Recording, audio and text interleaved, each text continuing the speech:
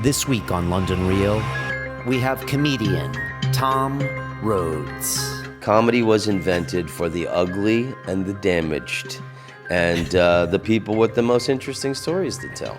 Like, why do they call it Good Friday? Shouldn't it be called Shitty-Ass Bullshit Friday? For so many years, we have been fed so much bullshit by our governments, entertainment, everything. It perturbed me that they asked me, why are you dressed like Elvis? London was the key to everything for me. There is a worldwide trend where people crave and desire authenticity. When I step on stage, everyone loses title and rank. I'm the fucking sheriff. So my mother is a super Christian. She often wears a cape. I think the 20-year-old me would have thought that the 47-year-old me sitting here right now was a true bad motherfucker. London Real presents Tom Rhodes, the International. Oh my God, I mean, like the times I've done mushrooms with Doug Stanhope, I wouldn't trade that for anything in the world. Welcome back to London Real. Spring is definitely here. We've got sunshine on this wonderful city, and I can already feel like it's going to be a stupendous summer. This week on the show, we have comedian Tom Rhodes, who, funny enough, in Paris last month celebrated his 30th year as a stand-up comedian and did a show to honor that anniversary. Tom is truly an international man, man of mystery perhaps. He actually has no address, which I find to be fascinating, and I think a lot of you will too. It's something I think all guys secretly think about doing, which is just to travel the world and have no fixed location. And Tom packed all his stuff up in storage, I think a long time ago, and now he just travels, and he goes to London or goes to Dubai or goes to Beijing or goes back to LA, and is just constantly on the move. And he's a guy that's also lived all over the world. He spent 5 years living in Amsterdam, and as an American had a late night talk show, which just perplexes my mind. I can't think of any similar person that has ever done that, to go international and then host something like that. So Tom really is an original. He was actually the spokesperson of Comedy Central when it first started way back in the day. And so he really has been there and done that. He's been good friends with some famous comedians like Mitch Hedberg and Doug Stanhope and Mark Maron, and they all have a crazy history. And it was really cool that Tom came by to rap with me. He's a very cool dude. He's a good-looking dude, and he had a great answer to the what would you tell your 20-year-old self question that I try to hit everybody on the show with. He had a fantastic answer to that, which you'll see on the show. So I hope you enjoy him. He's got a lot of just different things to say and a great perspective, and he really is going strong. I think he might even be back in Scotland here to shoot some more or perform some more over the summer. So you can check him out there. We are sponsored by the folks at Bulletproof, and if you haven't been paying attention, then you won't know that I drink their coffee every day. It's a coffee that's free of molds and toxins. I mix it up with a grass-fed butter and their brain octane oil, which is the best of the coconut oil. It has 18 times the multi-chain triglycerides, or the MCT, that coconut oil has. And that's kind of a frothy brew that I mix up in the morning, and it really replaces my my breakfast and keeps me from eating all that nonsense that a lot of us go when it comes to cereals and gluten and all of that stuff. So they do that, and they also do a variety of other things. One of them is sleep hacking, and it's something that I've been doing some recording on and doing some tracking of myself. One thing I do every night now is track my sleep with something called the Sleep app, which is just a free app you can get. It doesn't have anything to do with Bulletproof, but you can put it on your phone, and then you lay it next to you when you sleep. And everyone in my household is tracking their sleep, and it's a great way to give yourself some feedback and to maybe even subconsciously let you know that this is an important thing to do. Which is sleeping. So got a raft of videos coming out, including my use of the sleep induction mat, which is this crazy torture-looking device that I lay on every night, and it really calms the nerves before you roll over and go to sleep. So check those guys out. You can go to upgradedself.com or click anywhere here on the video if you want to grab some of their stuff or check it out. And there you go. It's been a crazy week here at London Real. It's just dropping like great bomb episodes after the other. We had Mike Dolce in the house last week, and everyone really loves listening to Mike. He's such a quality individual and a super intense guy. And then boom, we had Neil deGrasse Tyson this week, which apparently everybody really enjoyed. So I'm glad you guys enjoyed that. It was just a real honor to meet him and get to spend an hour with him. I think we're the only media source that actually got to sit down and have an interview with him on his 2 or 3 days when he was there in London. So that's a real honor, and we got more coming up. We're dropping Rhodes obviously this week. I've got Edward Snowden's attorney Jesselyn Radick next week, and then I had Nelson Mandela's prison guard, a man by the name of Christo Brand, in my studio last weekend, and he was his prison guard in Robben Island, who later became one of his best friends, and he wrote a book called My Prisoner, My Friend, and that was pretty incredible. I mean, at one point, I had a hard time believing that the same guy in my studio was the one that smuggled Nelson Mandela's grandchild in to see him, risking a charge of treason while he was in Robben Island. So that's pretty trippy. So that's coming up, and then in about 2 hours, I've got Jacob Durand, aka Stitch, who is the most famous cut man in the world. He works for the UFC. He also works in boxing. The Klitschko brothers always ship him in for their fights, and he basically wraps their hands and keeps the fight from stopping by addressing the cuts that happen on their face for any fighter. And he tries to give them that one more round. And I can't wait to talk to Stitch. He's just an icon of the sport. I guarantee you've seen him. He rocks that mustache that only Stitch, I think, can rock. And I'm going to try to get him to tape one of my hands. We'll see. I hope I'm not pushing it by asking him for that. So there you go. And the party continues. You know where we are. We're on Twitter at London Real TV. You can contact me, Brian, at londonreal.tv. If you have any guest suggestions or just want to book a guest for us, please do. Please get involved. I got a bunch of people that have been sending in video titles and things for me, so I really appreciate that. And yeah, any ideas, please come join the craziness that is London Real. I hopefully will have some of these t-shirts up on the site soon, so you can check that out and walk around and let people know what you're doing in your spare time. So there you go. Now I give you the one and only Mr. Tom Rhodes. Cool. All right, let's do this. This is London Real. I am Brian Rose. We are sponsored today by the folks at Bulletproof Coffee. We're actually drinking it as well. It's a coffee that's free of molds and toxins. You stick some grass-fed butter in there, some MCT oil, and boom, I get a smile on Tom's face. It's kind of a good replacement for breakfast in the morning. It's delicious and creamy. I know, and you said black, and then I was like, uh-oh, and you drank it, so you're feeling it. It's fantastic, and I like really strong black coffee. All right. Yeah, it's good. It's a nice change in the morning as opposed to eating like a buttered croissant or a sugar cereal, that kind of thing. So, yeah, it should serve us well. It's delicious.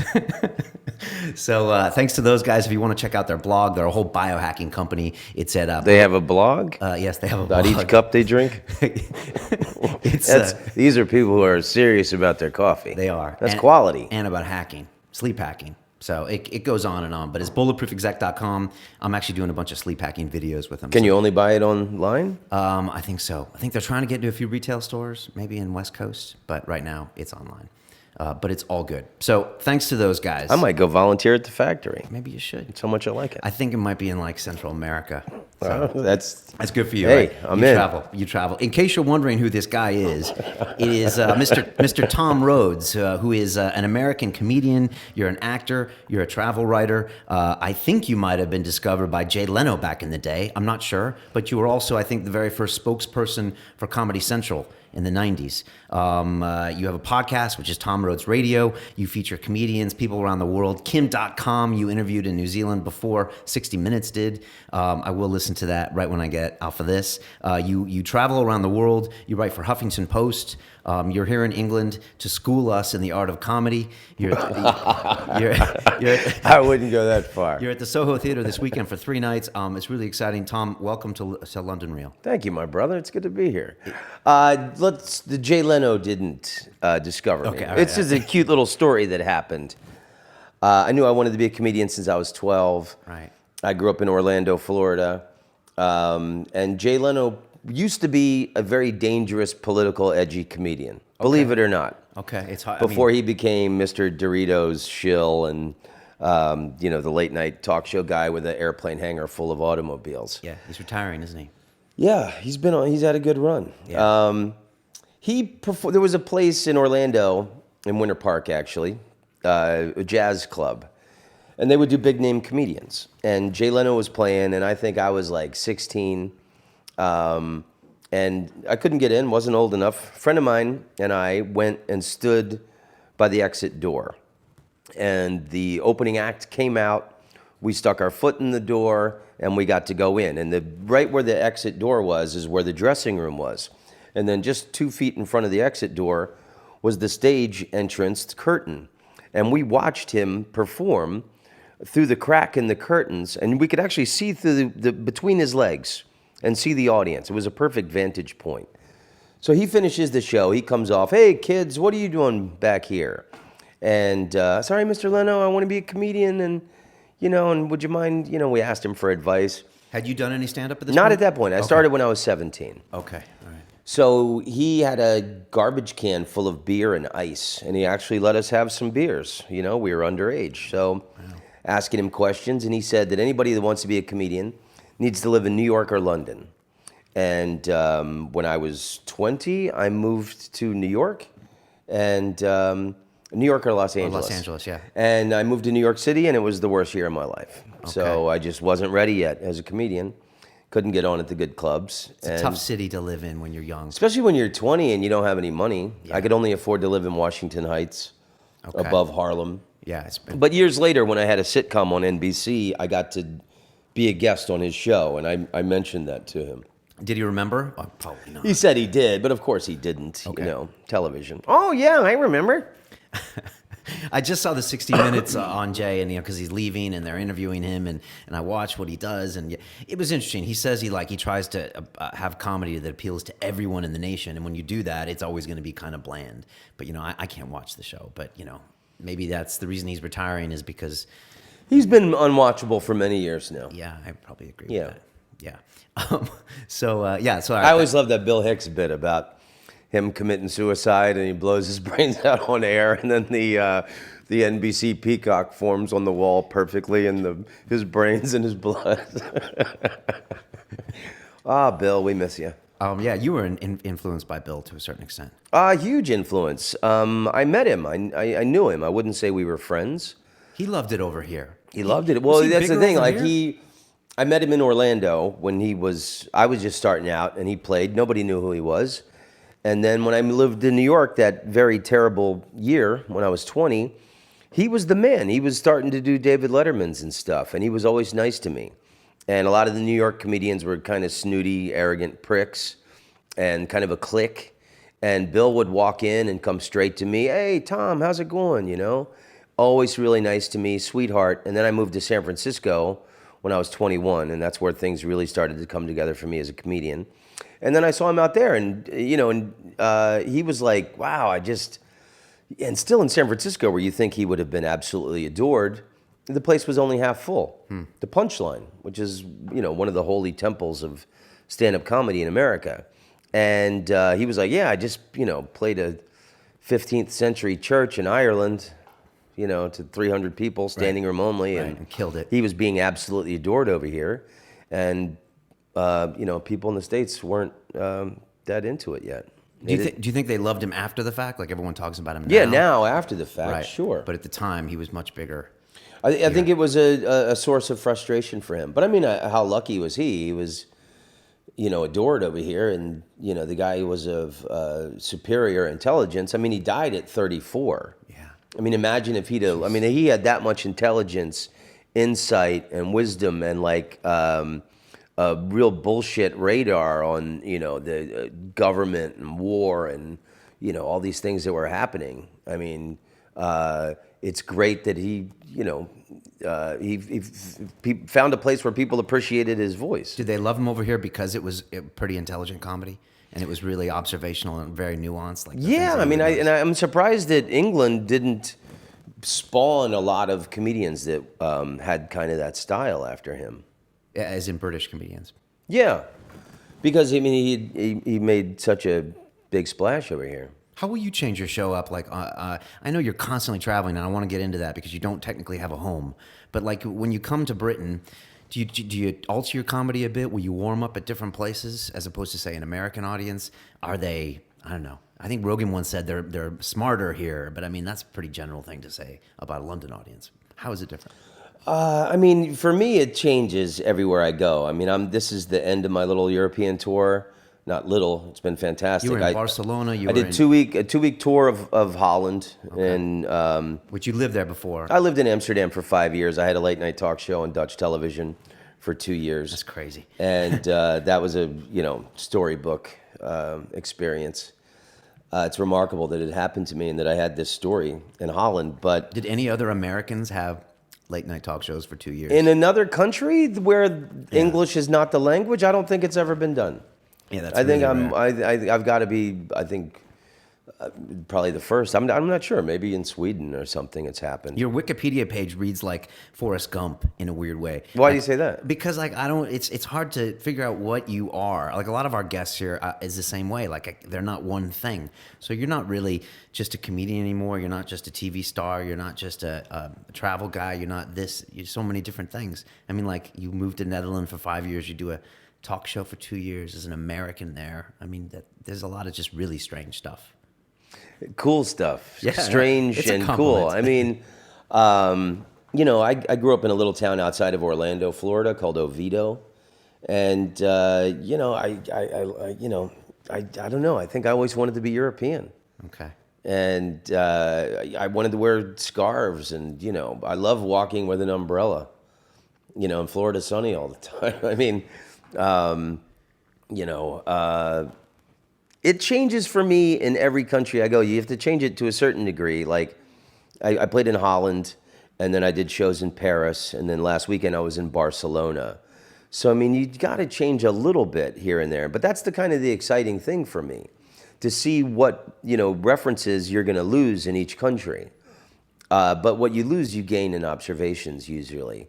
I've been playing in London for a long time. I had to take a break for a while, but London was the key to everything for me. I had done everywhere in the United States. I built up a really nice, respected name for myself doing the Comedy Central stuff for years. I did this special Viva Vietnam, where I went to Vietnam. It was in 95, right? Yeah, and it was in the 20th anniversary of the war ending. My father was a helicopter pilot. He got shot down. Everyone died except for him and one other guy. When you told him you were going to go film that special, what did he say? He wanted to go. Okay. Because this was... He wanted to go. My dad... Because nobody had been going back then. No, it was only like American veterans. Right. Had McCain who even had gone back? To like get in touch with, to like forgive their past or something. It wasn't... Bill Clinton had just made it open for Americans to travel there. Okay. September 94. And that's when we went and filmed it. And then it aired in 95. And that was all because they had given me the first development deal in the network's history, and it culminated in that special. Because they had me doing everything. It was like being a junior filmmaker. They filmed all these jokes of mine, like rock videos. That's where I first came on Comedy Central, and that's where I really made a name for myself. And they were cool. They were in a jail cell in New York City, the first ones, and then they had me doing everything. I would cover the Super Bowl, the Dream Team. I went on tour with the Horde Festival, which was like the Black Crowes, Sheryl Crow, Ziggy Marley. And Comedy Central hired a tour bus. So you were like for me, and I'm in this caravan with all these, rock band thing. And we went all over the country. We did like 10 dates, filmed this tour. I got to do so many cool things. I should say that I smoked some pot with Ziggy Marley, and for being Bob Marley's son, he should be embarrassed at the low level of quality weed that he pulled out. But maybe, that's what he pulled out for the white American guys that came on his bus. But anyway, so that all led to Viva Vietnam, and then And Comedy Central was just an idea at that point. They just thought They were just starting out. It was like their first year or their second year. And you were it sounds like you were They like didn't have any signature shows yet. Okay, you were like news anchor / in the field guy. I was their spokesboy. I was skinny and sexy and had long hair. You had long hair. And I had a lot of attitude. Okay, so then I did this sitcom on NBC, and then that only lasted for a year, and it was very frustrating. And I moved back to New York City because I always swore if I ever had any money, I would live in New York City with style. And how was that? I got a rock star apartment in the Wall Street area, and I would just it was insane. I was doing a lot of partying, but at that same time, I started investing in trips over to London, and doing free sets. It's the same way I got in with San Francisco. Coming from the East Coast, I had to invest in myself, 3 or 4 trips over, sleep on friends' couches, do free guest sets. There's no mystery how you get in with places. People are like, how do you get in with California or Europe? You go there. So what, you build a small audience by coming No. and doing sets? You or go to get clubs, in with the clubs, and the you go to managers like clubs you? and you do free guest sets. Okay. At your own expense. And Rich Hall was a good friend of mine who was doing very well for himself here, and Greg Proops. And they both told me they thought I would do really well here. And so Rich Hall kind of guided me. He told me, you don't want to go to the Comedy Store first. That's the best club in Europe. You want to do peripheral gigs, get your sea legs. So I did gigs around London, to try shit. What worked? You got to find out what works, what doesn't work. You don't want to go. It's the same thing like in LA or New York or San Francisco, Chicago, the big cities in America. If you're a young comedian, you don't want to go to the best clubs too soon, because when they see you, that's how they'll remember you forever. It'll take a long time for you to get that image out of their head. So by the time I did go to the Comedy Store, I was used to playing in London. And the whole point of this very long story was that London was the key to everything for me. The fact that I got in with London and the Comedy Store specifically is what led to all these gigs around Europe. All these fantastic worldwide circuits are booked out of London. Asia tours, Australia. I had no idea. And so it was, so London for me has always been crucial in that I think if you're a powerful comedian, you should be able to play here and rock the fucking balls off the joint. Right, but a lot of American comics don't come here. I think they're too afraid. They miss it. Right? I think they're too afraid. I think you get into a certain comfort zone. You playing in different regions. I mean, some people are afraid to play in New York. Okay. Or Chicago. Because the audience is trickier. Because some of them can be tough. Okay. And I've been a comedian so long, I enjoy a little chaos. Okay. And I did a little guest set last night. I got heckled before I even got started. What is the London? And it was these guys, vibe? and these were some hard dudes. I talked to them after the show. Okay. And they were like, it's always the quintessential heckler. Always after the show says, "I was helping your show, right? I made it better." And these guys were saying it, but these were like, oh my God, these were like real Cockney tough guys like Ben Kingsley and Sexy Beast. Okay, so older, but not that old, but just I'm talking to the guy for a minute. And he was telling me, the proper way to shoot somebody. All these kids now, they want to shoot like this. I was taught you roll your shoulders and then boom, boom, 2 in the bird's nest. That's Cockney for chest. You get it, American? And he's just telling me, and I'm talking to this guy, and I'm like, man, this guy has probably really wounded some people in his life. Yeah, you don't see Brits. But they were about like guns. Drunk. We don't have guns usually, so you don't hear many guys talk about guns. Right. So maybe they did know what they were talking about. It was like, as a comedian, getting heckled right off the bat, it's okay, motherfucker, I'm not going to capitulate. When I was a young comedian, I would. Okay. And you get your little fragile house of cards collapsed by some punk yelling shit at you and stealing your thunder at a show, you were going to go home and write as many evil comeback lines as you possibly can. You've done that before. Tons of comeback lines. I got something for everybody. Okay. I got comeback lines for old people, women. So it's like, when I step on stage, everyone loses title and rank.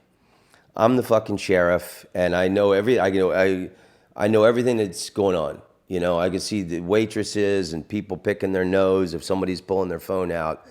And if somebody's going to yell something, You know, it's the sheriff's job to What do you do? Do you school them right away? Is it important? crush them You have to. immediately. Okay. You got to prove your dominance. Is that what all comedians do? No. No. Okay. No, but Okay.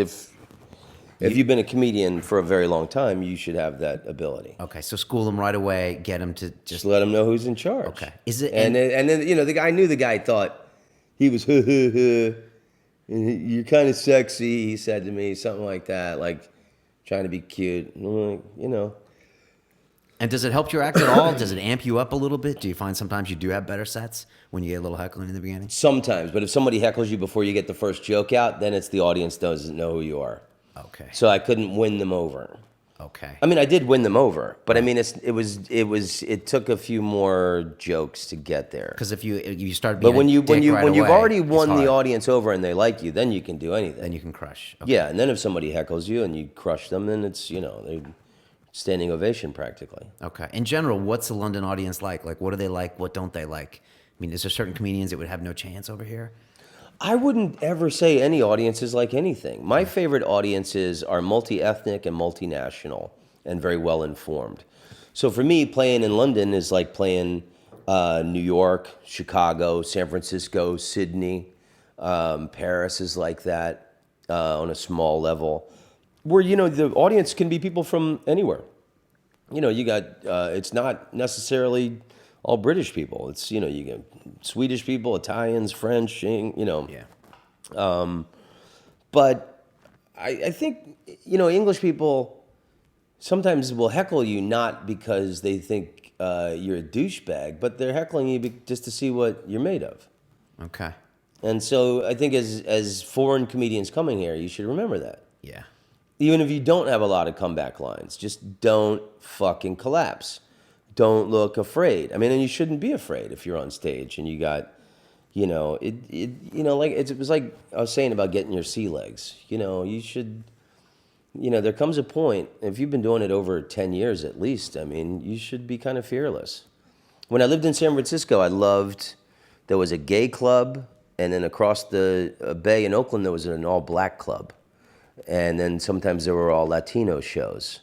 And I loved, you know, being able to crush in front of an all-black audience, an all-gay audience. I mean, you should... I've heard know, comedians say that, like, all black audiences are tough, or all Latino audiences all are black tough. audiences are the best. Okay. They're the best. Best? Are they, well, you're the best when it goes well, it's the best. They will Go jump crazy. out of their chair and just dance, and if they think something is hilarious. Okay. You know, we had Felicia Michaels in here like 6 months ago, and she was talking about how in the beginning of her career, she blew up really early, and she was like 19 and like getting all these gigs, and it was like the heydays of comedy in like the 90s where She was in Playboy magazine. she was in Playboy magazine, and she was getting paid like tons of money, and then it all kind of like, you know, went really big bubble, and then it started getting alt comedy, and then all of a sudden these other acts were coming in, and she found it hard to be successful, and she took some time off, and then when she said she came back, she ended up like going to a comedy class. It was like that. She was that low, and so she went back. I know, and did like I know. She told me this, and I was like, I know that is like the worst thing a comedian could admit. But I mean, you had amazing success in the '90s with Comedy Central and all that stuff. Like, how do you manage the like plateaus and the rises in a career? I never considered doing anything else ever for a minute. It never crossed my mind to leave it. I do think the time I spent in Europe, even though I was going back to the States and doing my favorite clubs because I didn't want my American comedy muscle to get flabby. I think some people think, you know, I might have wasted my time spending time in Europe, but I think it was the most valuable time in my life and the greatest period of my life. You know, when I was living in Holland before I had the late night talk show, I had moved there for a Dutch woman. And there wasn't a lot of comedy gigs. And I was flying back and forth every other weekend to London. It was great. Oh, my God. It's like a 40-minute flight. And, you know, they give you a big wad of English pounds at the end of the night when you're finished, a proper wedge, as they say. And, you know, I think my biggest strength as a comedian is the fact that I've been so many places in the world. And my favorite part of the show is when I ask people, you know, what countries, is there people from different countries here? And then it's really exciting, like to on the top of my head, because I usually have a story or a joke about different places. Have you played places like Dubai or places like Asia? You played Jakarta or something, right? Yeah. How is that comedy scene? Dubai should change its name to Sleeping Pill. Do they have comedy Didn't clubs care there? for. Actually, the Comedy Store in London had a. They might still have it. I did it once. Never. Okay. Wanted to go back there. I've done Jakarta a lot. Okay. I did Jakarta for the first time 2 weeks after September 11th. I heard about And it. it's the highest Muslim populated country in the world. And they were burning American flags in the streets and saying attack Americans and American businesses. And I was advised not to leave the hotel. Real nail biter. I went back 10 years later and did the Jakarta International Comedy Festival. And then there was a parade in front of the hotel, and I go down with my wife. She's a photographer. She wanted to take photos. Some Muslim girl with a headscarf comes up and is talking to me and asked me where I'm from. And I told her I was American, and we're talking. And she said she was in a Beatles club and that her and her friends get together once a week and sing Beatles songs. And I'm like, you're kidding. My favorite Beatles song is We Can Work It Out. So we start singing We Can Work It Out. And so, like, it's amazing that 10 years before I couldn't leave the hotel. And then 10 years later, I'm singing Beatles songs with like 3 Muslim women with headscarves. It was absolutely no problem. And I've been back several times since that was 2011. And it's a great place. I'm still friends with that girl on Facebook.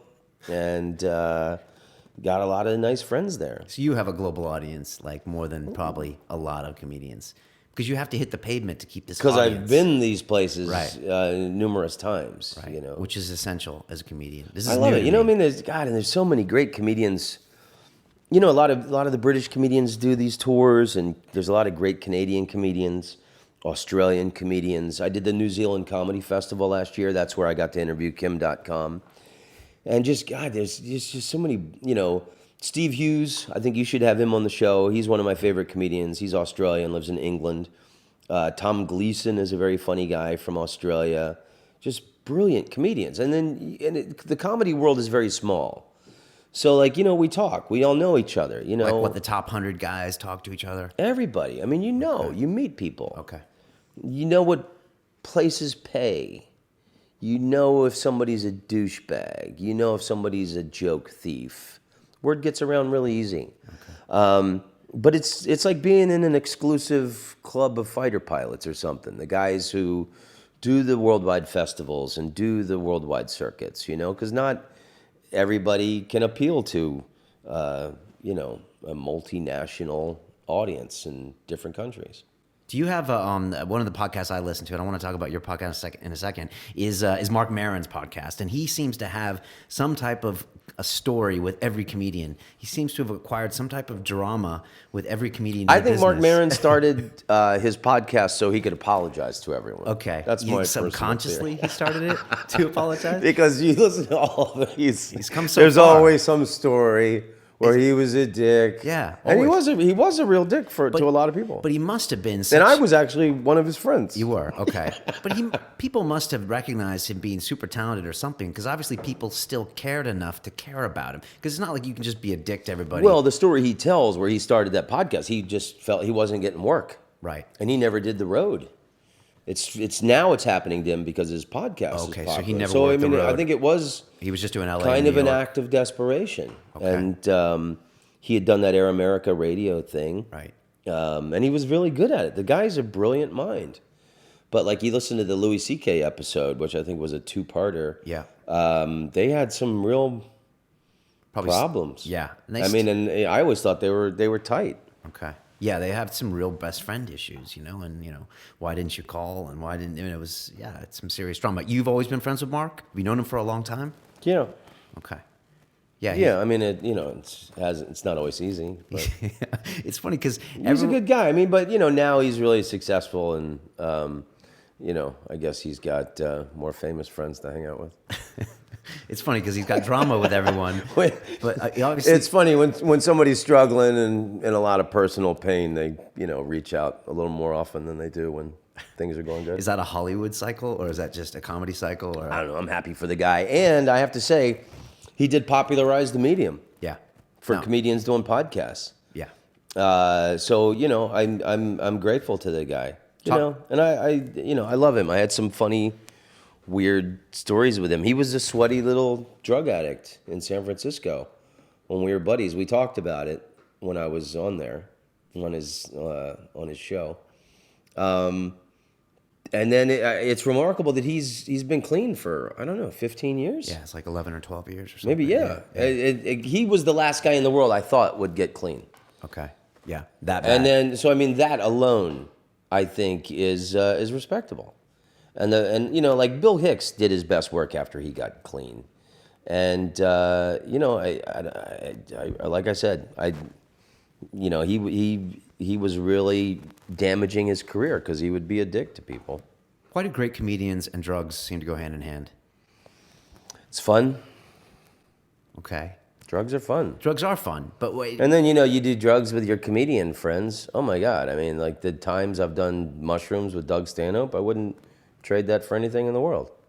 Just, hanging onto the earth, like, hoping I'm not going to fall off and go spin out into the stars. I was good friends with Mitch Hedberg. We had a lot of late night evenings. So it's great fun. It's good fun. I mean, there just seems to be, maybe more so in comedy, or maybe I'm wrong, but there always seems to be, major drug issues. Pryor, Kinison, everyone seems to be. Maybe that's just a fame thing. Yeah, I don't know. I think it was Pryor, somebody talking about Pryor said that, the thrill of being on stage and you don't want to come down. Or actually, I think it was the Belushi Wired book. But that was, what was his name? That journalist that wrote that book. Bob Woodward. I think that was his assessment of Belushi and comedians. But you don't buy that? I don't know. I mean, I don't think it's because you were the thrill of being on stage. I think comedians are usually people who are the life of the party. And the life of the party is usually driving the party. Let's have more drinks. Let's go find another place that's open if this place is closing. And it's not just drugs. I think the alcohol is the big thing. I've recently taken a break on drinking. I blacked out January 1st and New Year's Eve, New Year's Day. New Year's Day. Okay. Night, and got 6 stitches on my forehead. Right. Yeah, I was about to say that's fresh. Okay, I was like, either that's fresh or that's a great story from like 20 years ago. It's actually it's kind of a cool scar. Yeah, if you're listening, Tom has a mean scar over his right eye. I mean, I look like Frankenstein too when I had the stitches. How many stitches? 6? Looks 6. like 20. Yeah. Now I look in the mirror and I think, wow, I kind of look like a badass with this scar now. I'm sure though. I'm surprised those guys gave you a hard time, the hecklers, because they're probably like, well, it looks like they a were in the sexy back. beast Maybe scar. they didn't have good eyesight. Yeah. I don't know. But I'm actually taking a little break on the drinking, which is great because I'm so much more sharp and focused on stage, and I've got total recall of my jokes, past jokes, stories.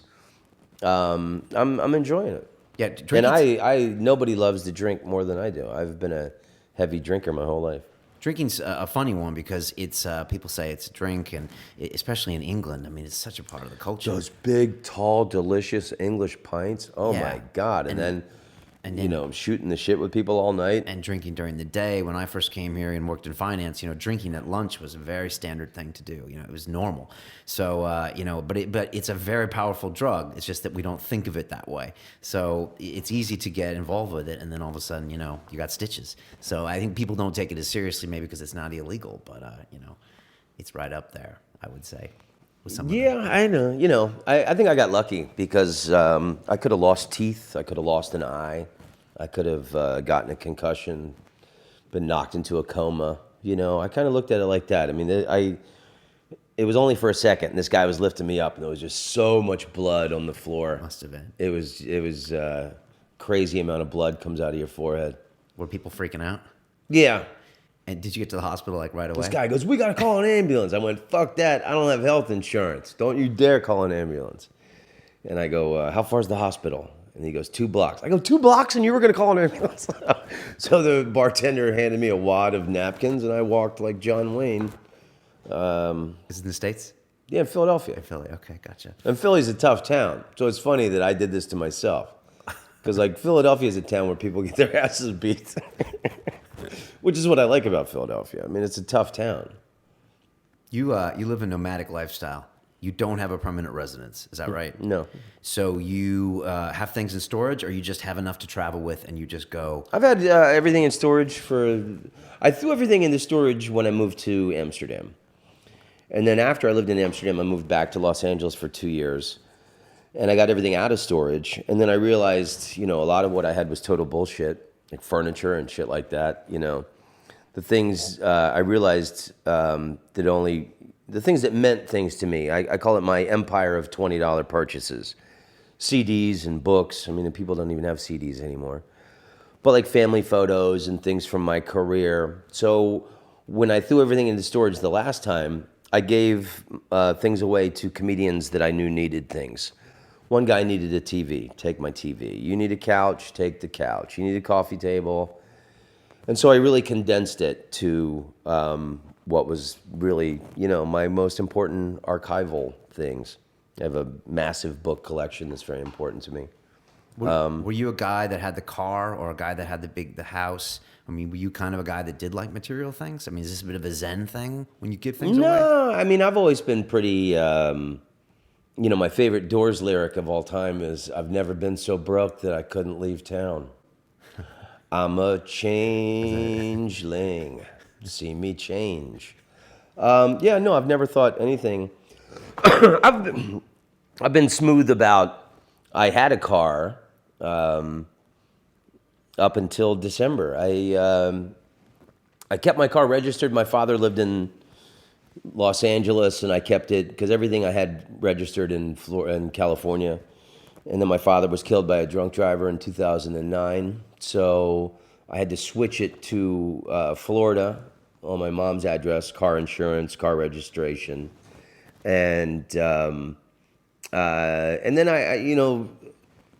have some old friends that, depending where I was in the States, I would leave the car in California or Florida, flying off to different parts of the world. Kind of James Bondy existence. And then my niece flipped her car in the rain in December, and I gave her my car. So now is the first time I haven't had a car in a while. But no, it's not. And not out of material.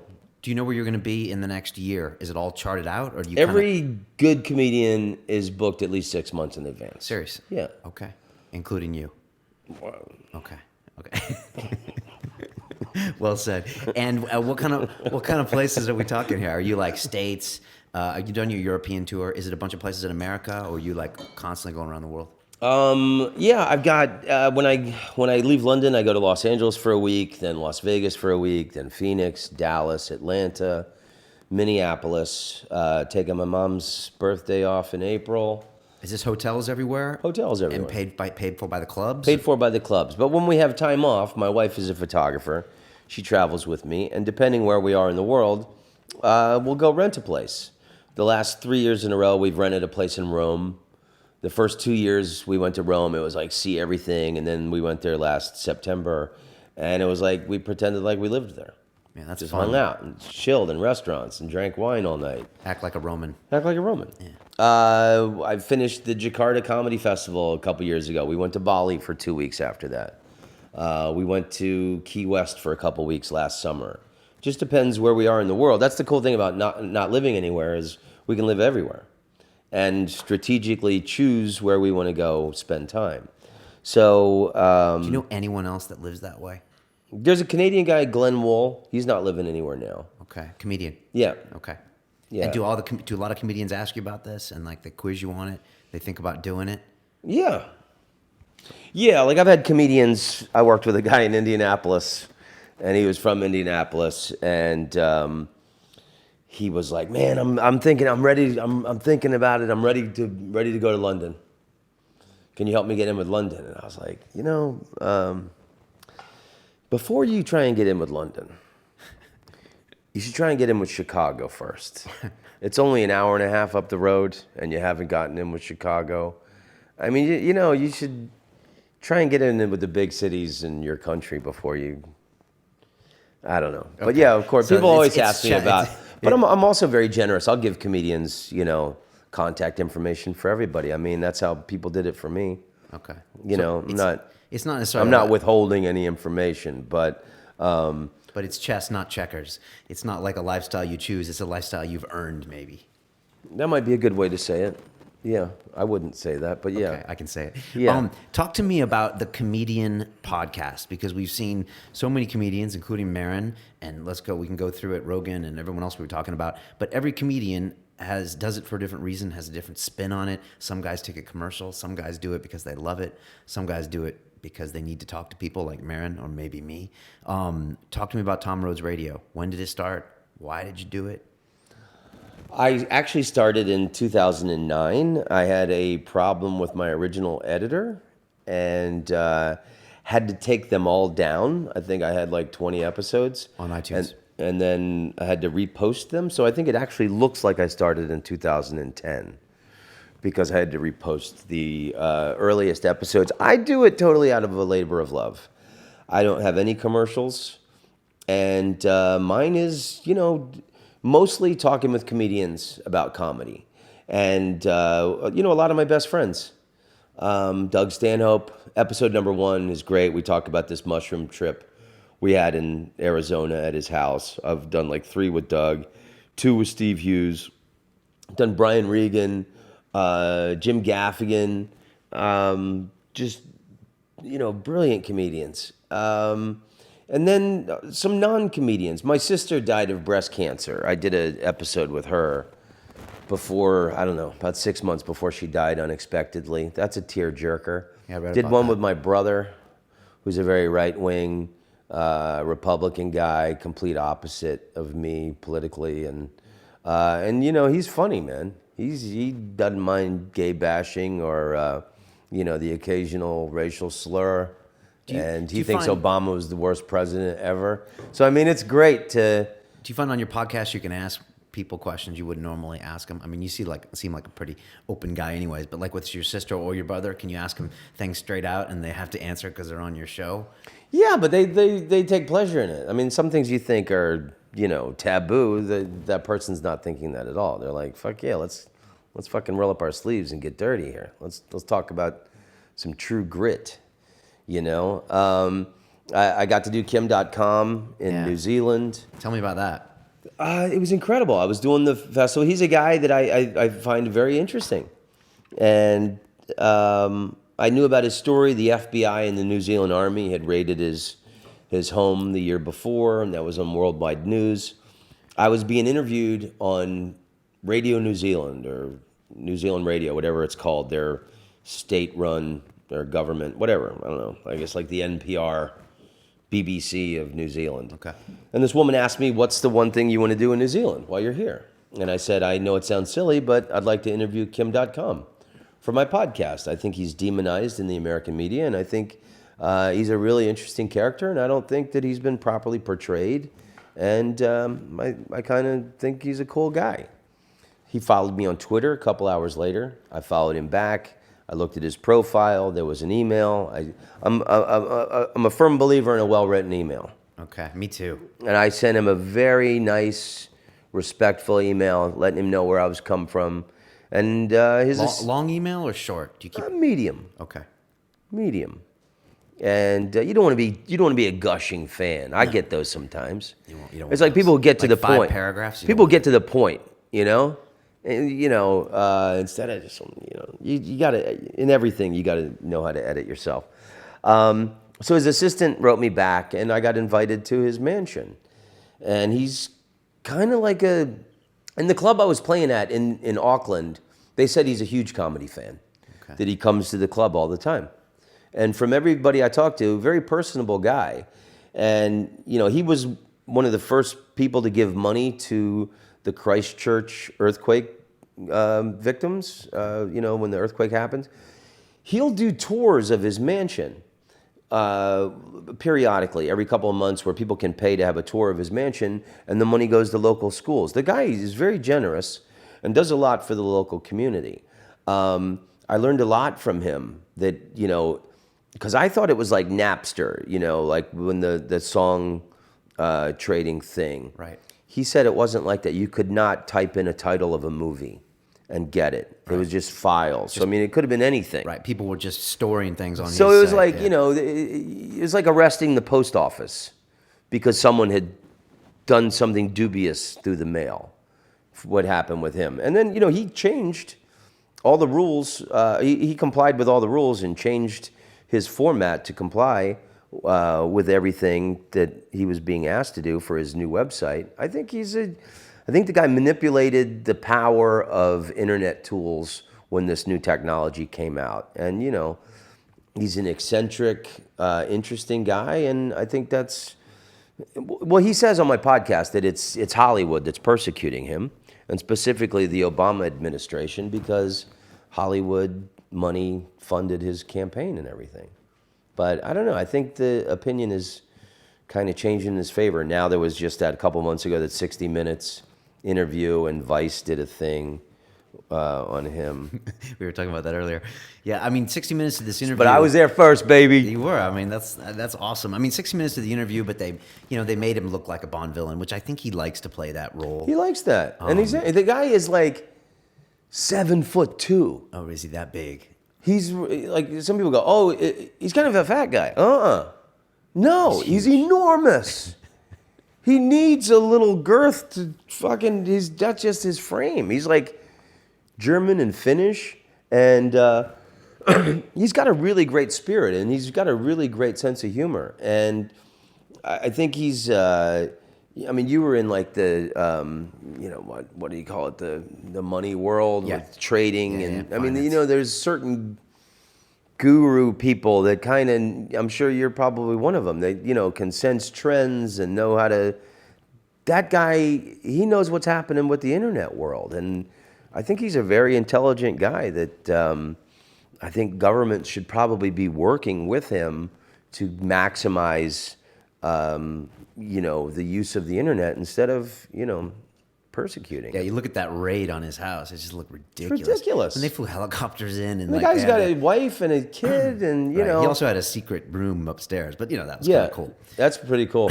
He had like a double secret. Come on, room. don't you wish, you know, every kid dreaming of, you know, designing his own home would have a and his private bodyguard. Secret room. We've had a bunch of guys on here talking about, you know, copyright fraud. We had a guy from the Pirate Party, the guy that originated the Pirate Party in Sweden, which is all about internet freedoms. And like, they don't even believe that copyright should exist, you know, and they believe that piracy actually helps promote Hollywood. You know, you look at Game of Thrones, it's the most downloaded pirated show out there, and that promotes it in a certain way. This is what they say. Well, and that's exactly what I'm talking about, people working with him, because I think he's kind of the guy that would have the ideas. Yeah, I don't think we need copyrights, but I think there's a way to, you know, kind of umbrella protect people's intellectual properties. And I think he's probably the guy that would know how to do that. Yeah, I think you might be right. Do you miss television? You know, you were in the Netherlands. You had a very controversial video with Steve O up on YouTube. You know, you were being the talk show guy. They took it down. Yeah. Can you want to tell us what happened with Steve O? Was he stapling things? Steve O likes to staple things. Steve O, it was the first Jackass movie came out, and he came on my late night talk show in Amsterdam to promote it. And Dutch television, you can do anything. It's interesting. It's the exact opposite of the United States censorship laws. In the United States, you can't show graphic nudity. You can't say a lot of words, but it's all about promoting products. Where in Holland, you can show anything, you can say anything, but it's illegal to promote products. Like, I could say I liked beer on television, but I couldn't say I liked Heineken, because that's endorsing a product. Okay. That is their only censorship. You cannot endorse products on your show. Is that still the case? That's still the case. Isn't that remarkable? Yeah, that is wild. So he comes on. I get shocked sometimes. When he comes out smoking weed. He's on various substances when he comes out. Is it really cool to smoke weed on TV, man? He's since cleaned up, and he apparently he doesn't remember any of this because he's playing comedy clubs in the States. Right. How's his comedy? How's his comedy? I don't know. I haven't seen it. Okay. I heard he stays and takes photos with everyone and signs autographs, which is pretty cool. Do you do that? No, but I would. Okay. I mean, I'm accessible. I would be happy to stay until. I love meeting people. Okay. So he said the one thing that was cut out of the movie that he couldn't do was this trick where he stapled his balls to his leg. And he goes, do you want to see it? And I go, who doesn't? So it actually took about 12 minutes for someone to go find a stapler, but television editing, it's 2 seconds. Could someone get a stapler? And then someone runs up with a stapler. He pulls his pants down and he spreads his nutsack, his scrotum across his thigh, and he stapled it. And I'm standing right there. What were you thinking at the time? I said, dude, we like you already. You don't have to do this. Were you thinking this is great television? Were you thinking, no, I I was this on my show? terrified. I was thinking of a man and the importance of his testicles. That's what I was not thinking this is good television. But Dutch television, there's a close-up of it. Okay. You can show everything on Dutch television. Jesus. So, and it stuck. The staple went through his nut sack and stuck to his thigh. And, Jesus, who would do that? Any blood? So I put a little spurt. Okay. So I put it up on, when the show finished and I moved back to the States, I put some of my favorite clips from that Amsterdam show on YouTube. And that one, I don't know, I had a good number of hits on that one. And then they took it down? They took it down and they sent me a very stern warning about nudity. Yeah, YouTube polices that pretty good. I don't think I've seen much. It's American. Yeah. Do you miss doing TV in the Netherlands? Do you miss having your own show? I love making television. I done a lot. I had a travel show on Dutch television. I mean, I was a presenter on a travel show. Wasn't my own show. After the late night talk show finished in Amsterdam, I had a sitcom on NBC. I did the different stuff for Comedy Central. So I've done a lot of different stuff. I have been trying to make a comedy travel show where I want to highlight comedy scenes around the world, check out comedy scenes around the world, and highlight comedians from those different countries. And I'm obsessed with making these travel videos for YouTube. I've got a lot of them on there. I saw your Cambodia one. It's great. Cambodia is cool. I got a new one on China that's about to go up in a couple weeks. There's a really interesting young comedy scene in China right now. I was there a few months ago. But I don't know. I've had a difficult time getting a network to make this show. But it's the beauty of technology now, is you can do everything yourself. So, I just haven't monetized anything. I don't have commercials on my YouTube channel. I don't have commercials on my podcast. I mean, and that's primarily because I'm a bad business person. It's primarily because I don't like commercials. Yeah. I mean, I should change that. I mean, I make good money as a comedian, so I don't have to have commercials. Maybe it'll come to the point where I should probably do that because at the moment I'm the king of free content. But, man, when I love Amy Winehouse, and when Amy Winehouse died, I went on YouTube and I started watching her videos. So not only do you have to sit through a commercial at the beginning of the video and then it hits skip ad after 10 seconds, okay, skip ad. But then through the video, you got these fucking pop-up. Yeah. And it's like a video game. It's okay, click this fucking thing off, click this fucking thing off. And it kills the enjoyment of it. So I hope fans of mine appreciate the fact that I want people to have the little slab of entertainment I'm presenting without some bullshit popping up that they have to click out of. I respect that. I hate it when I know rich people are doing a podcast and they stick the ads in there and I'm like, you're rich. Right. I don't understand why rich people do the Kickstarter campaigns. Yeah, that's weird too. When guys is a multimillionaire and then he wants some money to make a movie. Hey, dude, why don't you cut yourself a check? You can write it off. I know they can write these things off for tax purposes. See, Kickstarter is tricky. Why squeeze your fucking fan out of $5? Because it's like a PR campaign at the same time. And then once the people put money in, they're going to invest in you in the long term and maybe buy the ticket for the movie. And so Kickstarter is weird, man. It will mess with your head. Kickstarter seems like a great thing in the pure way that it was meant to be, to help people who don't have money, who have a vision of a project to get it made. I think it's insulting when very famous rich people want to do a Kickstarter thing. Yeah, I understand what you mean. Television, talking about television, do you still think it's a medium that's important? I mean, you're talking about television shows. You see Louis has his TV show. Maron now is filming his second season of Maron show. Would you like to have a Rhodes show? I mean, Jesus, you got enough material with all the crazy stuff you do. I mean, is that something that you think is important? Or do you think with new media these days, You can do it your own way. I'm putting all my chips on new media, baby. Yeah? Yeah. Everyone on TV tells me it's not dead yet. That's what they say. I don't think it's dead yet, but I think it's going that way. I mean, I think I think the future is like, instead of an hour special, it'll be a 1 minute special that people watch on their phones. Well, for comedians, you mean? Yeah. Of course, I would love to have another television show. I think a comedy travel show, me being the Anthony Bourdain of comedy, Yeah. I think is a brilliant idea. Me too, I like it. Who wouldn't want to make that show? I haven't found the network. Lee Camp did a Kickstarter for his Moment of Clarity TV show, and then he keeps the ads off it because Lee hates ads. He just hates the whole concept of having ads. So he raised, I don't think it was a lot of money, it was like 40 or 50 grand, and that paid for 6 or 8 episodes of his MOC show. So, and then who knows if that gets picked up. He's not rich. He's got a lot to say. I love Lee. Yeah.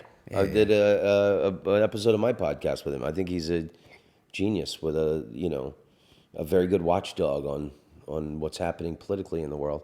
Yeah. That Kickstarter was invented for that guy. Right. So you're not going to do a Kickstarter? No. Okay.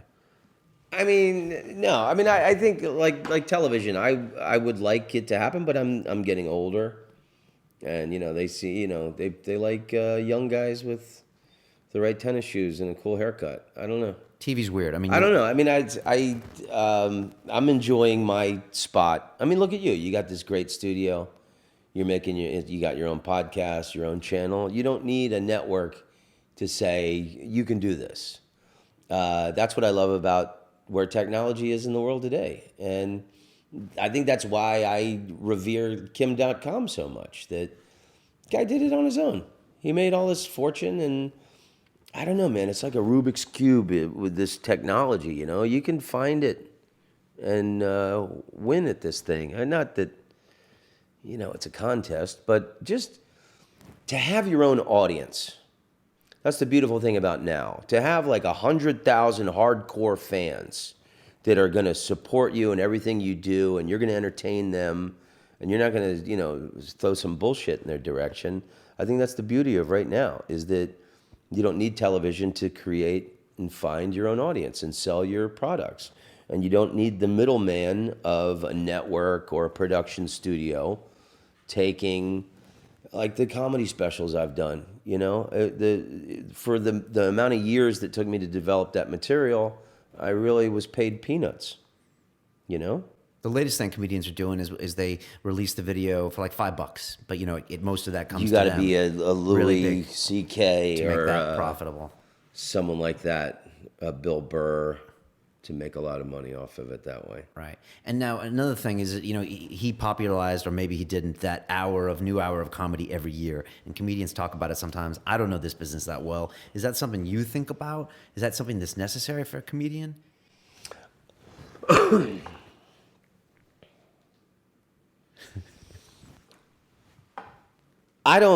For me personally, coming up, it's to come up with a new hour every year. I think a really solid, hard-hitting hour requires a little more time than that. I did my first CD in 2001. The next one came out 2006. The one after that came out in 2012. For me, it seems to take a 5-year period to come up with a new hour of material. Those guys are in different positions, They got fans that apparently adore everything they do. I'm addicted to making specials. I love it. I love making live CDs. I've made 3 live CDs, all on iTunes. That I made myself, produced myself. I get most of the money. But I did the last one, came out a year ago.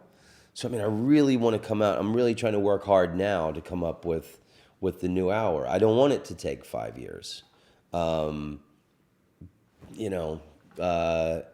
It's why I was put on this earth. I grew up listening to, my dad had comedy albums, and I used to listen to them. And that, to me, that is what a comedian, you should try and make as many live things as you can. But you look at a band after they've died, and their body of work, I love Hendrix. How many Hendrix recordings have been put out? 50, 60, 80? The guy only made 3 studio albums. Okay, with what was left, maybe we could have squeezed 10 out of that. Okay, I'll buy them all. They could put out Fart Sounds by Jimi Hendrix, and I would buy it. I'm the schmuck that buys everything that Jimi Hendrix Estate puts out. But a lot of it is just, him tuning up in the rehearsal studio. I didn't need to drop the $18.99 on some of the things that I did. I don't know. What's it like being good friends with Doug Stanhope? And how are your careers similar and how are they different?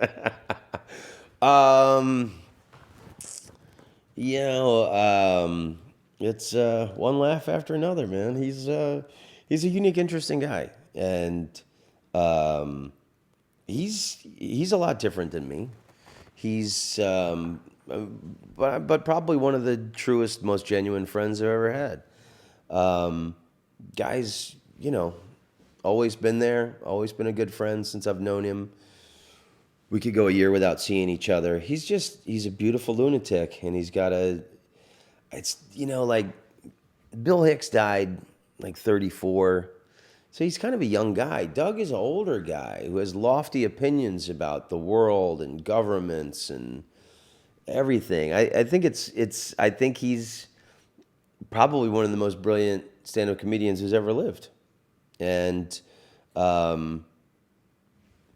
he's fun. The guy, I love hanging out with him. I don't see him enough. He has a seriously loyal fan base. People that love Stanhope, like they love him. Yeah. They want to kill for him. Yeah. And his audience drinks. So, clubs love him.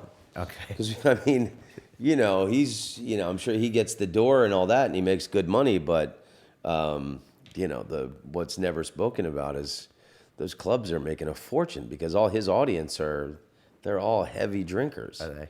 Yeah. I didn't even think about that part. Yeah. So, it's win-win situation for nightclubs. But no, Stanhope is, he's a good, beautiful man. And what's the current state of comedy right now? When you see the young up-and-coming guys in their 20s and like what's going on right now, are you happy with what you see? Is everyone part of this ecosystem? The older guys, the younger guys that make comedy the world go round, or? Comedy seems to have been hijacked by good-looking young suburban guys. For television faces. For television faces. Okay. And comedy was not invented for the young and beautiful people who got everything they ever wanted out of life. Okay. Comedy was invented for the ugly and the damaged and the people with the most interesting stories to tell. Okay. This is something that's believed by a lot of comics. This guy with a scar on his face talking. Maron says things like this too. He's like, this is for us, guys that got beat up, guys that got messed up, guys that weren't part of the cool crowd. This is for us. It's not for the good-looking A-list actor-looking types. You feel the same way? Well, I was a young, good-looking guy who got a lot of things when I was younger. I think that's definitely why I was the spokesman of Comedy Central. So, one part of me, doesn't want to pass any judgment. But I think I had some decent jokes. I think you see a lot of guys, I won't even mention what outlets they're on, but you see guys who just, they don't have a half-hour material. And they're being given half-hour specials. And it's more cuteness and cutesy observations than it is funny. And can you be a comedian these days and just be a stand-up comic? Or does your business have to be multi-tiered with a podcast, with a potential TV deal? Well, like I was saying about creating your own audience, that's what the smart people are doing. If you want to only be a comedian, you need to put asses in the seats. There's a lot of young comedians who don't have a lot of material, but they're getting on the right television shows, so they're selling places out. There's some comedians that have 4 million hits on a YouTube video, and they're selling places out because they had a video go viral or something. It's almost something you have to do to develop your audience, and be on Twitter and have a fan page on Facebook and whatever else is coming, But you definitely need a YouTube channel. That's one of the most important things. Even if your videos don't go viral. Because it used to be, when I was a young comedian, I started in 84. Let's really date me. 30 years.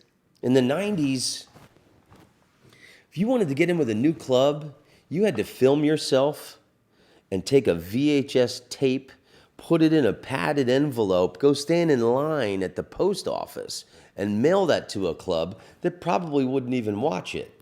You in the late 80s, early 90s, you'd go to comedy clubs and you'd get paid in the office, and you'd go in the office and you'd see like a big stack on the wall of like tapes that haven't been watched.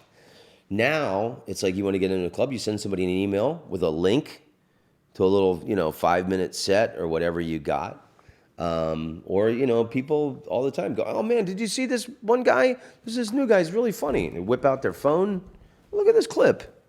That's the way the world is today. So, I mean, a YouTube channel is absolutely crucial. And what about Twitter? My YouTube channel, I mean, I got stand-up bits, I got interview clips, I got travel videos. I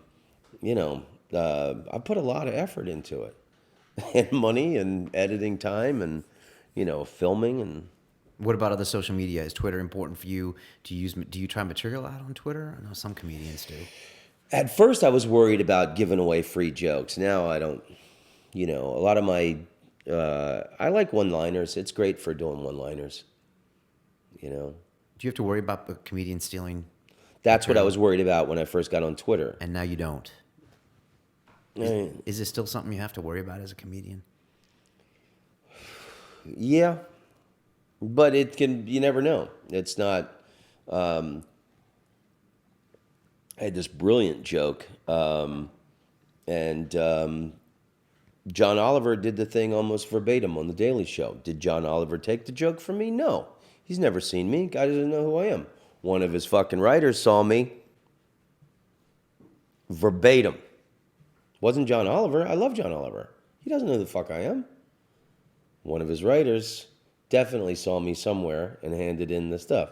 So it's people like that. It's like cowardly comedians who aren't working and they're young and they got jobs on TV shows and they're comfortable and they're eating off the little deli tray and they're getting their little Jamba Juices every day and they're really enjoying being a part of a television show, but they're not good writers. So you never know. So it's guys sitting in the back. Stand-up has talked about this, and I on one of my podcasts that there's these guys who just go to comedy clubs. And they sit in the back in L.A., New York, wherever, and they may not take the joke exactly or whatever, and they're going in. And those, how do you police that? How do you know who's doing it? I would love to meet John Oliver, so I could ask him, which one of your writers handed you that joke? And I'll bet you I know the guy. I bet you he's someone I probably worked with. Do you scan for cameras in your sets in the crowd, and do you tell people to put that down? Do people do that anymore? No, not too much. I mean, you hear about Dave Chappelle having a problem with it. Okay. And stand-up. And stand-up, he makes a great point. I mean, and Chappelle as well. That, you're in a club, you're working things out so that one day you can film it for a special. When you're in the clubs, you're developing stuff. You're polishing it. You're honing it. Getting it down to an economy of words. If somebody's sitting there, with their iPhone, it's not going to be a good shot, number one. And you don't know if they're getting the whole joke, and then it might not even be a joke that's in its best final form. So, most clubs now don't allow it. Right. So you got bouncers and door people that swoop in like eagles. And how do you create your stuff? Are you a guy that sits down and I'm going to write comedy today? Do you write your stuff down? I write my stuff down. I always have a little notebook that I travel with. A little portable book that I carry with me, and then I have a mama book that I take things back to and write it. My best material comes from having intelligent conversations with friends or interesting people. Really? It's always shooting the shit with people. That's why I love meeting people after shows and talking. Because they'll have some crazy point of view or bring up something. Just people are interesting. Oh my God, last night I was in Camden Town and I met so many cool, crazy, interesting people. I mean, these people Peru is one of probably the greatest trip I ever took. One of my favorite places. And it was two people at the show that had been to Peru, and this young comedian friend of mine. And we're just all talking about Peru and our favorite places. I didn't get any jokes out of it, But I mean, it played with my clit, shall we say? Okay. To speak about something that I'm really interested in, and I respected these people for going there. And they climbed the Andes. We were comparing notes on best things to do in Peru, and we're standing in London in the rain. You must have an advantage to so many guys because you travel so much. I mean, if you're just living in LA and you go to the local clubs and then you fly to Chicago or New York, once a month, I mean, isn't that limit a bit in your new ideas and your flow as opposed to if you're bouncing around these international locations? Yeah, because I mean, as a comedian, you have your personal experiences to draw from. I've started doing a lot of stories in the last year, and things that took me a long time to talk about. It took me many years before like things I was just too embarrassed that had happened to me. You wouldn't think a comedian would be embarrassed about that stuff. You would think that would be your best material. Yeah, but it's interesting talking to people after the shows. Like, I know I got one-liners and jokes that get bigger laughs than some of the stories, but I'll talk to people after the show, and the thing that they remember the most that sticks with them are the stories. And people will write me, "Oh man, that story you told about that breakup or this thing that happened to you." I mean, I got maced in Paris the first time I went there. I almost drowned in Thailand. Diving. There's a lot of interesting things that just the real stories seem to penetrate people the most. Some comedians are making a shift to like stories. Some guys will do a story night. I think it's the reason why podcasts are so popular right now. I think that there is a worldwide trend where people crave and desire authenticity. And I think that explains the entire podcast craze and kind of what's happening in comedy now.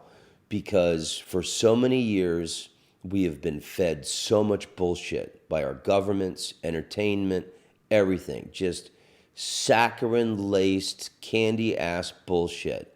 And I think people really seek out authenticity now.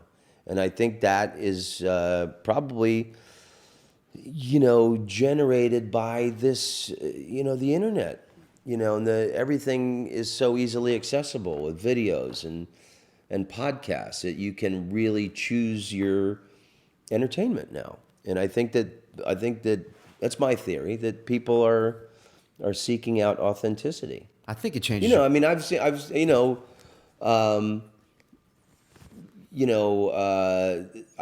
seen a half dozen episodes of your show, and your program totally exudes authenticity. I mean, what we're doing right here. I mean, there's nobody fucking ringing bells and. It's hard to fake a continuous stream podcast for an hour and a half, over and over again, But I mean, it must be your own art is changing a bit because if people come to your show and they've seen your podcast, like they're coming because they like Tom Rhodes, they know a lot about you, and so now all of a sudden you're not performing to a cold audience, you're performing to this audience that knows all these little things about you, and like that changes the whole game. I think that's cool, and it's not like. And people really know you, and people know that my sister died of cancer, and that she died. I got married at her hospital bedside the day before she died, and my father being killed by a drunk driver, and just things that have happened in my life. I mean, people that listen to your podcast really know the ins and outs of your victories and your failures and things that you talk about, because in a long form conversation like this. A lot of truth comes out. You can't help it. You can't fake being a phony bastard for a long extended period of time. So like we were talking about, when I was in London last year, man, that was like one of the first times the audience was predominantly people that listen to my podcast who had heard me on other podcasts. And like they, and it's so, the people are more real. They're genuine fans. They love you with your scars and all. Right. And they want to see you succeed. They don't just want you to entertain them for the next 45 minutes. They love you as a person. It's more than just, we're going to a comedy show and we don't really know who the guy is. Is that comedy anymore? You still, well, for me, going to all these different countries, You still have to prove yourself. It's not like when somebody's really famous, they come out to like a standing ovation and they leave to a standing ovation. I don't have that level of fame yet. I think my popularity is, Not there. It's weird because when you think of the I word, told you I'm worried about selling out the Soho Theater. I don't want to sell it out. I just want it to be a decent turnout. sounds like the Londoners love you anyways. But no, I mean, just comedy is a weird word because to the layman you think, oh, comedy, funny joke. But like, comedy is such a deep thing. You're making observations on the universe and the world that no one else notices what you're noticing. And like your whole backstory brings your presence to the stage. And like comedy is like it is a whole like long form story all coming together at once. It's not just a joke, is it? No, but I love jokes, and I think I'm a really good joke writer. I've got some really strong, hard-hitting one-liners and stuff. But like I was saying about the stories and stuff, I mean, the truth, the things that took a long time to talk about. Like I was saying, there's a story about I shit a bed in Hong Kong. And it happened 12 years ago. I was too ashamed to admit. But after I was back in Hong Kong 2 months ago, and I told the story on stage. Very first time I ever told it on stage, killed. And then I did it on my China tour, and then I've done it since I came back. And like, I just didn't ever want anyone to know that I had ever shit a bed before. There's another story about this very famous comedian who tried to fuck me when I was 19. And he tricked me into coming back to his apartment. And I was very young and naive. And I just did not see that I thought the guy liked me as a comedian. And he was a very lascivious, creepy guy. And that story took me 20 years before I told on stage. I want to hear more about these stories. It's already working. Come to the show this weekend. You'll get the guy's name and everything. But yeah, so there's things like that just, it took a long time before, you see the humor in something. So you're going to start adding the stories into your other jokes in your comedy? No, I've already done it. You already have. Yeah. I mean, I've never had one style. I like one-liners. I like jokes. I like, social things, personal things, political things, and stories. And, why limit yourself to one style? I like to, it's like he who throws the most metal wins in war type thing. I mean, you got bullets, you got fucking big bombs, you got, lasers. You want to have everything in your arsenal. You got dolphins that sense sea landmines and things. I mean, you got to have a heavy arsenal.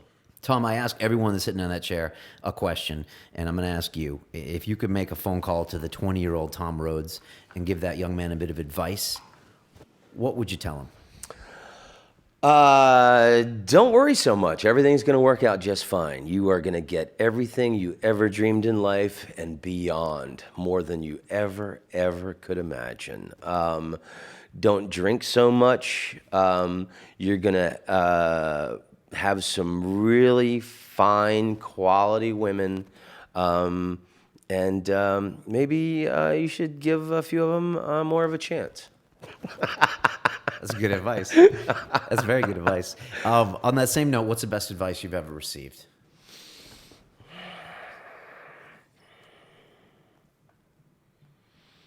This is fucked because I do the same thing on my podcast. I always ask people, what's the greatest advice you've ever been given as a comedian? But for the record, I couldn't answer the questions I'm asking you. Yeah. Somebody asked me that day, and I was like, what? Best advice. I mean, so I'm thinking comedy advice, but best advice. I'm curious what the comedy advice is a little bit. My father was a salesman, and so he gave me some of the best comedy advice ever. Because I used to go up and I would do something dark or hard right up in the front. And my dad said, they'll buy from a friend before they will a stranger. Once you make friends with the audience, then you can take them anywhere. That was probably one of the best pieces of advice I've ever been given as a comedian. But my father also about a year before he died, there was some shit I was worried about, just some, typical shit in the career, some club or something. I can't even remember what it was. My dad said to me, I was stressed out about something. Maybe it was a woman. And he said, you gotta find a way to be happy because life goes by quick. He goes, just do me a favor, man. Just be happy. Don't fucking worry so much. And I think that's probably the best advice ever. And I think it applies to everybody and everything. And now that I'm older, it's true. I mean, life goes by in a fucking blink when you're young and in your 20s. And my wife is fabulous. And I met her and I came to the point, I'm like, God damn, how many fabulous women am I going to let slip through my fingers? There was a number of women I should have married. I'm glad I ended up with my wife. And I mean, it took me that much time in my life to realize, fucking these fabulous women don't come around every day. Not women like this who just fucking love you and wipe the snot off your nose and, make sure everything's great. I think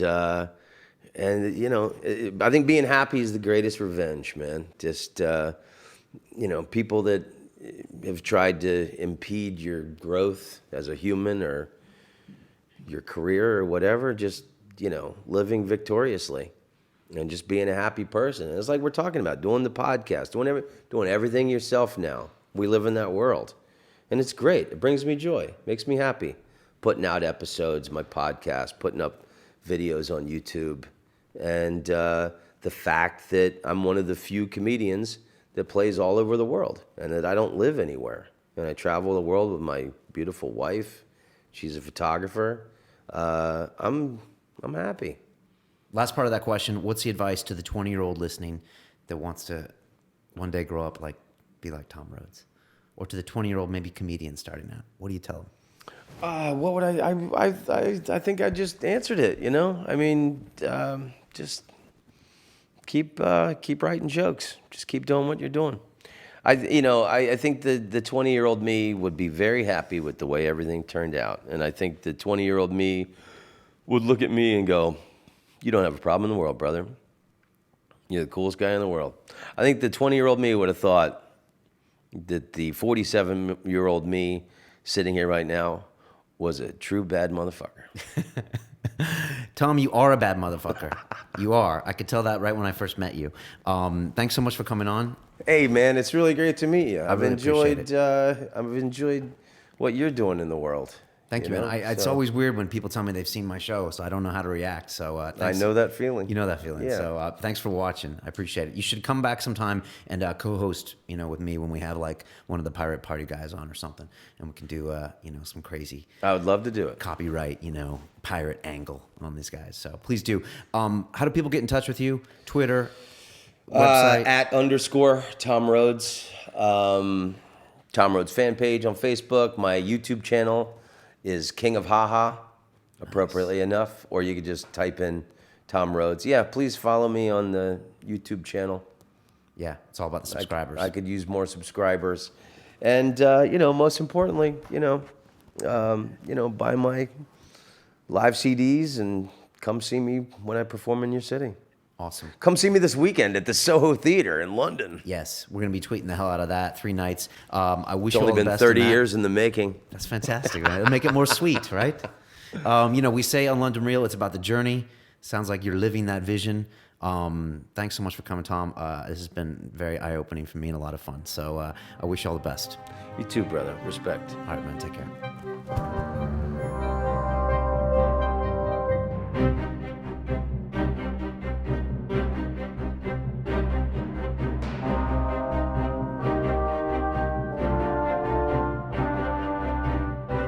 This week on London Real, we have astrophysicist Neil deGrasse Tyson. I wake up every morning astonished that an astrophysicist can have 1.7 million Twitter followers. The cosmos is anything where it's a frontier of human knowledge of how the world works. There's so many forces that want to deny a scientific truth just because it conflicts with their ideology. I thought of myself, because I could wrestle, as sort of a defender of geeks.